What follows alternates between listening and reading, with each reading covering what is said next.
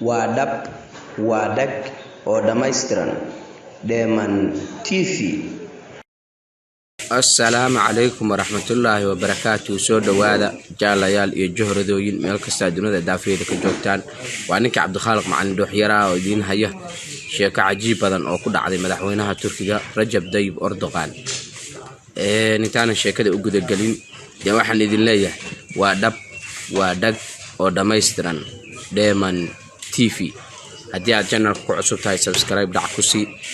gambaleelka furo videoga like saar comment soo bixi sii share garay gruubyada WhatsApp-ka iyo Facebook-yada meel walba ku sii share garay waxaas waa shaqadiina wixii soo tabinina waa shaqadayda aad baad u mahadsantiin war labaad waxaan idin leeyahay waa dhab waa dhag oo dhammaystiran warjaalayaal iyo johradooyin waxay soo gaartay in madaxweynaha Turkiga Rajab Tayyip Erdogan ninka hadda la yiraahdo markii uu ahaa duqa degmada Istanbul waxaan ognahay Erdogan intuu madaxweynaha loo dooran inuu soo xukumay magaalada Istanbul markii soo horeeyay intuu madaxweynaha wadanka noqon markii uu ahaa duqa degmada Istanbul waxa dhacday sheeko cajiib badan oo laakiin gadaal lagu ogaaday inuu Erdogan isagu ka dambeeyay sheekadaas waxay ahayd waxaan ognahay Erdogan inuu magaalada Istanbul si fiican u horumariyay inuu si fiican u dhisay ha noqoto waxbarasho ha noqoto caafimaad ha noqoto wadooyinka waxyaalo badan oo ishu ay qaban karto Erdogan qabtay baa jira oo la og yahay magaalada Istanbul ka qabtay intuu madaxweynaha Turkiga ba soo noqon marka wax dhacday sheeko cajiib ah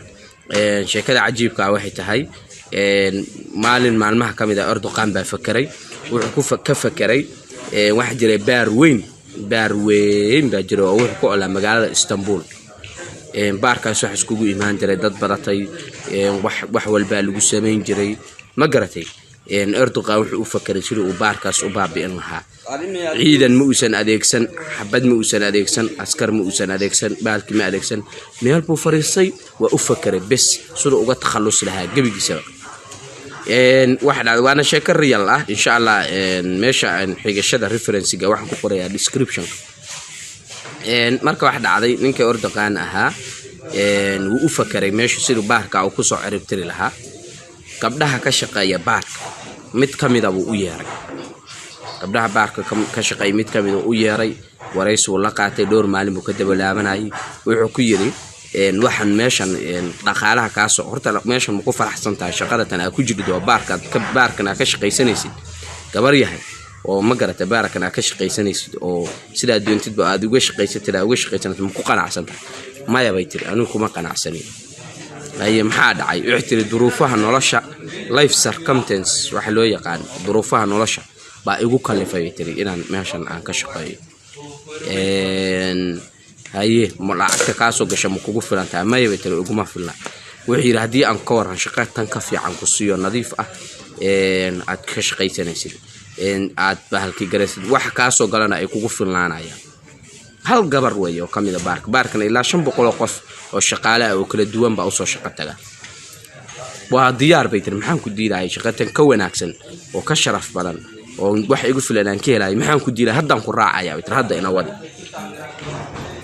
halkii buu gabadhii ka waday Erdogan shaqo dawladeed buu geeyay haddana ku waa ninkii gobolka dhan haystay oo Istanbul dhan haystay way shaqo daraq ku siiyay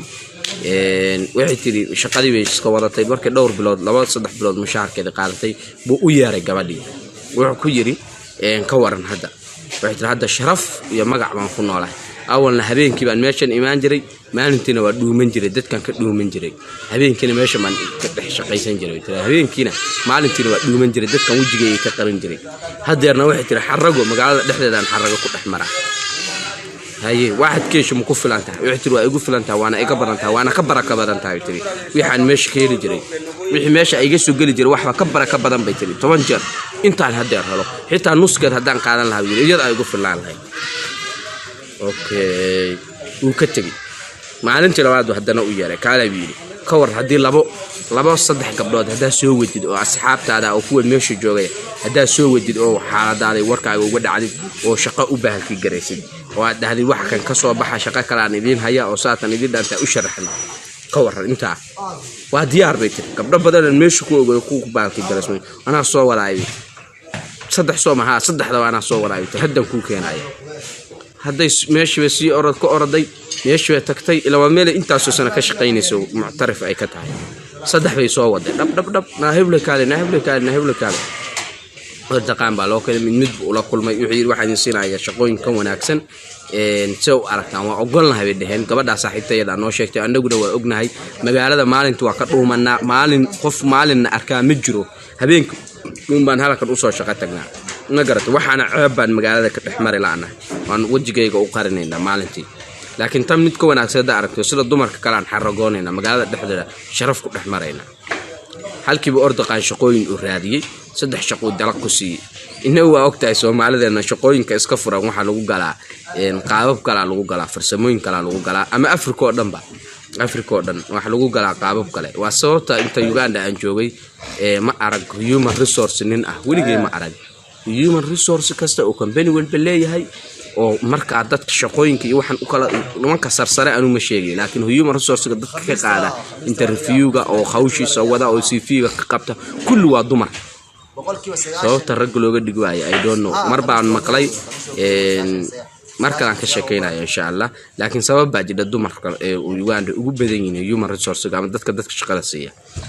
marka almuhim shaqooyinka fursadihii banaana buu ordaqaan saddexdii gabdhood dalaq ku siiyay waa shaqaystaan marka laba bilood saddex bilood iyagu mushaarka dana qaateen day barnaamij dhan baa la rabaa meel dhan baa la rabaa in la bedelo hal maalin iyo hal asbuuc iyo hal bil lagu bedel maayo dhowr sano ay qaadanaysaa oo project dheer way saddex bilood kadib gabdhuhu u yaaray markay mushaharkooda qaateen wixii hay ka warrama si uu aragtaa meesha si tir nolol farxad baan ku jirnaa meesha rabnaan magaalada ka tagnaa maal inay habeen xilliga rabnaan soconnaa sharaf baan magaalada ku dhaxmarnaa waa hadda waa nasanay habeenkii waa seexanaa maalintii waa shaqaysanaa ma garatay sharaf baan magaalada khayr iyo xasanaad baan ku rajaynayna siiri ka warrama gabdhaha kale oo meesha ku haro asxaabtiina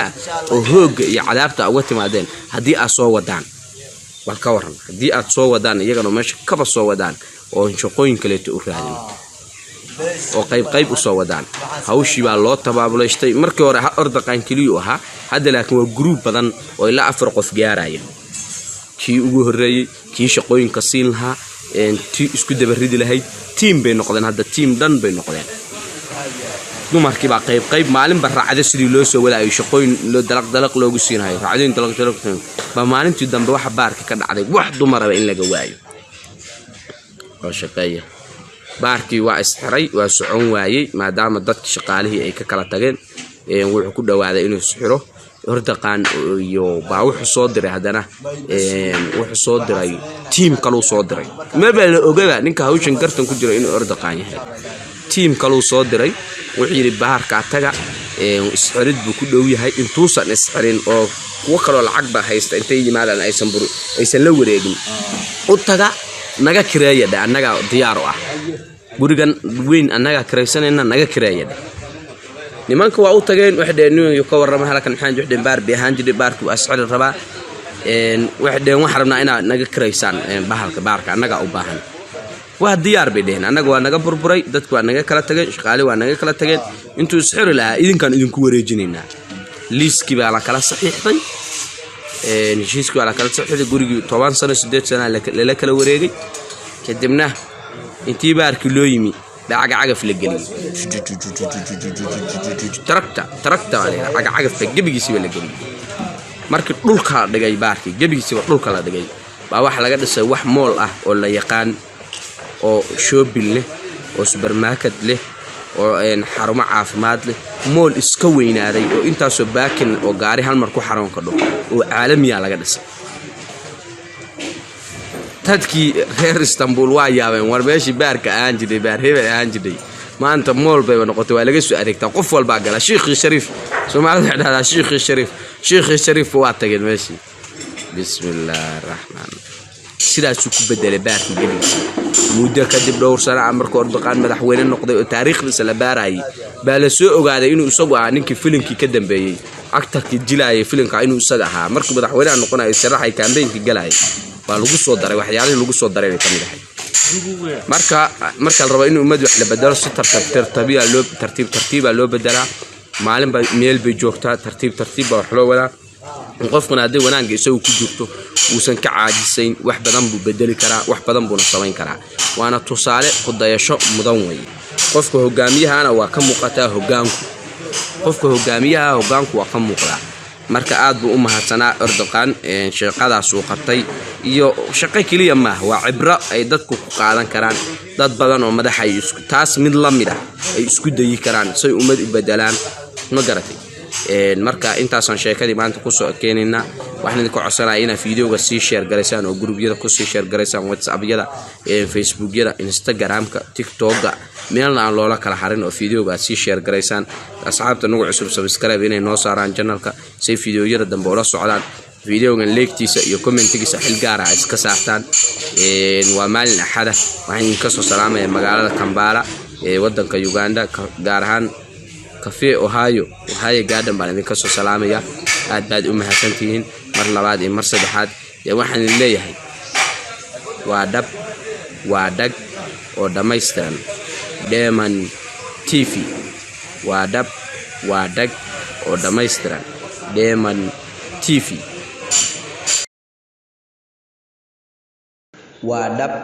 وادق ودميسترن